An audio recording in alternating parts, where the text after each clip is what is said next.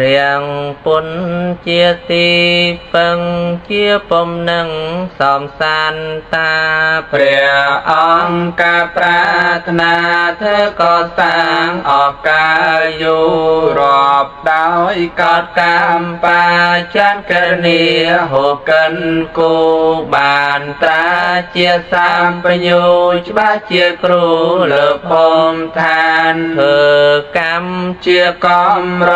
សត្វនេះក៏ត្រាពំបានតោកយ៉ាលំបាកប្រានព្រោះប្រយោជន៍ដ៏សំសានខ្ញុំសូមអនសេរសាចាត់ប្រាថ្នាបង្គំថ្វាន់ព្រះពុនករណាសាននោះជាទីបន្សំការសានតែងការស្លាមបងព្រោះចំណងកម្មជាគោលឲ្យវល់អន្តលក្នុងភពតូចនិងភូមិធំហានតែមិនដឹងធម៌ជាម្ចាស់ល្អស្អាតសងខំព្រះពុនគឺខ្សែផ្សំចិត្តខ្ញុំសូមនមស្ការនៅធម៌ប្រពៃប៉ិនវិសេសននៅឯណាការបងនៅអវិជ្ជាគឺបណ្ដាញកិលេសហើយព្រះសង្ឃអង្គសាវាងមានសង្វរសទ្ធាត្រង់ក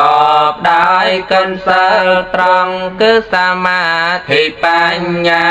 និងវិមុតតិញាណកិលេសគ្មានក្នុងអាត្មាជាបញ្ញខេតាជនត្រូវការជាកុសលខ្ញុំសូមអន្តសេរស័យដល់ព្រះរិយបង្គលជាបុណ្យប្រទុសពលជាមង្គលដ៏សំសានខ្ញុំសូមនមស្ការលើកហដ្ឋាអនសេរស័យបង្គំគុណទាំងបីធ្វើលើលោកត្រៃលោកកាសូមបនកងសលឲ្យបានដល់យើងខ្ញុំណាពេញពោស្មាធិរាដូចចលសាធំទូលាយសូមឲ្យកំចាត់បងអបមង្គលទាំងឡាយឲ្យជាចេញចាឆ្ងាយក្តីអន្តរាយកំបីមានដោយកំឡាំងអនុភាពបញ្ញាលាភជាប្រធានកងបុណ្យរាសីមានសមបានសានក៏មានមួ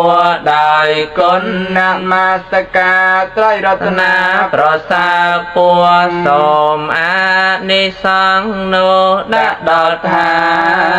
ននៅពាន